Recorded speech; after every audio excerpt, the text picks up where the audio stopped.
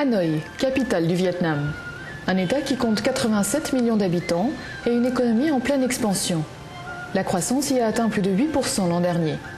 Comme bien souvent dans les pays émergents, le développement économique a pris un temps d'avance sur les nécessaires réformes du droit de propriété. Ce matin d'avril 2011, Philippe Girard, notaire à Marseille et délégué pour le Vietnam au Conseil supérieur du notariat, arrive à Hanoï, accompagné de Jean-Paul Decor, président de l'Union internationale du notariat. Leur mission porte sur la sécurisation des transactions immobilières dans un pays où la construction est en essor constant. Le Vietnam doit aujourd'hui répondre aux nombreuses demandes d'édification d'immeubles venant des particuliers comme des investisseurs internationaux.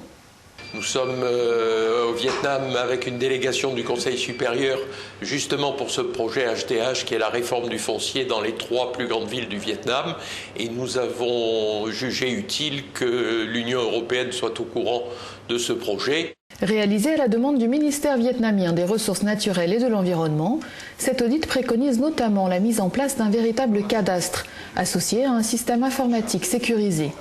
Il recommande également la création d'un centre de formation afin de répondre à toutes les problématiques foncières. Soutenu par l'ADTEF, l'opérateur de Bercy pour la coopération internationale, cet audit a été réalisé par un consortium dans lequel figurent le groupe informatique Bull, l'Institut géographique national et le Conseil supérieur du notariat. Un projet stratégique prévu sur une durée de 15 ans et doté d'un budget de 80 millions d'euros. Il doit maintenant être examiné et approuvé par le bureau du Premier ministre vietnamien. Le notaire que nous avons rencontré nous a dit que la plus grosse difficulté, c'était d'identifier les véritables titres de propriété, les véritables certificats. Et c'est la raison pour laquelle il y a 70 ou 80% des procédures qui concernent le foncier. Voilà. Donc 4 transactions sur 5 ne sont pas enregistrées et il y a manifestement des faux en circulation. Ce qui fait que personne ne sait. Donc quand vous achetez un terrain, vous ne savez pas finalement. Si c'est le bon propriétaire. Avant même que ce projet de réforme foncière ne soit lancé, le Conseil supérieur du notariat a établi de longue date une coopération avec le ministère vietnamien de la Justice. Le Conseil supérieur du notariat apportera son soutien et son expertise au ministère de la Justice dans des sujets juridiques. Je pense au droit des sûretés, au droit des contrats, aux transactions immobilières.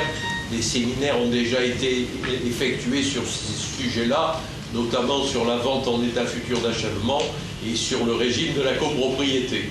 Để có được thông tin thêm, được hiểu thêm cái vai trò đó, và nếu mà cái điều đó được rõ ràng, nó phù hợp với nhu cầu Việt Nam, tôi cho là sẽ được ủng hộ rất là cao. Dans un premier temps, ce partenariat a permis aux notaires français d'être associés à l'élaboration d'une nouvelle loi notariale et à l'informatisation des études.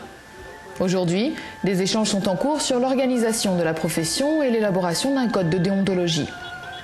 L'ambition est de rapprocher progressivement le système juridique vietnamien des normes du droit continental. Une étape supplémentaire dans le développement des échanges économiques franco-vietnamiens.